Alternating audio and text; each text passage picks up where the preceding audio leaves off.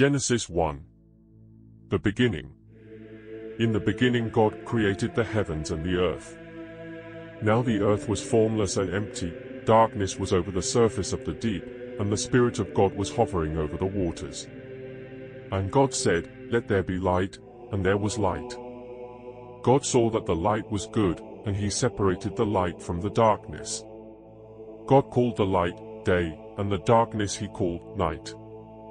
And there was evening, and there was morning, the first day. And God said, "Let there be a vault between the waters to separate water from water."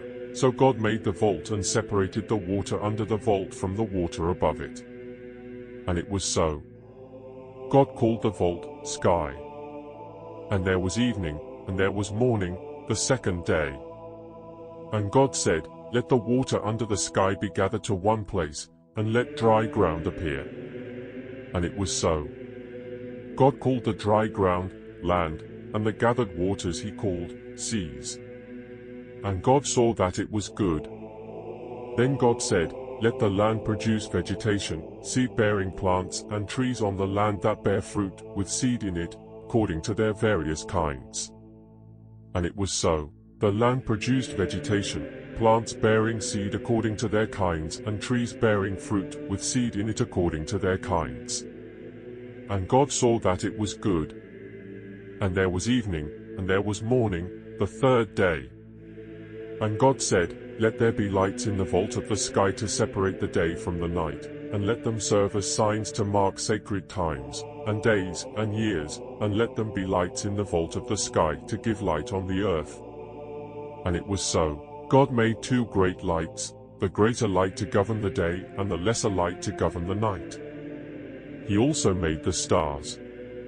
God set them in the vault of the sky to give light on the earth, to govern the day and the night, and to separate light from darkness. And God saw that it was good. And there was evening, and there was morning, the fourth day. And God said, "Let the water teem with living creatures, and let birds fly above the earth across the vault of the sky."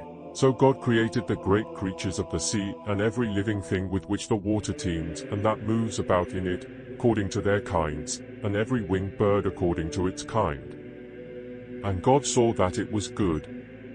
God blessed them and said, "Be fruitful and increase in number, and fill the water in the seas, and let the birds increase on the earth." And there was evening, and there was morning, the fifth day. And God said, "Let the land produce living creatures according to their kinds, the livestock, the creatures that move along the ground, and the wild animals, each according to its kind." And it was so. God made the wild animals according to their kinds, the livestock according to their kinds, and all the creatures that move along the ground according to their kinds. And God saw that it was good. Then God said, "Let us make mankind in our image, in our likeness, so that they may rule over the fish in the sea, and the birds in the sky, over the livestock and all the wild animals, and over all the creatures that move along the ground." So God created mankind in his own image, in the image of God he created them. Male and female he created them. God blessed them and said to them, "Be fruitful and increase in number, fill the earth and subdue it.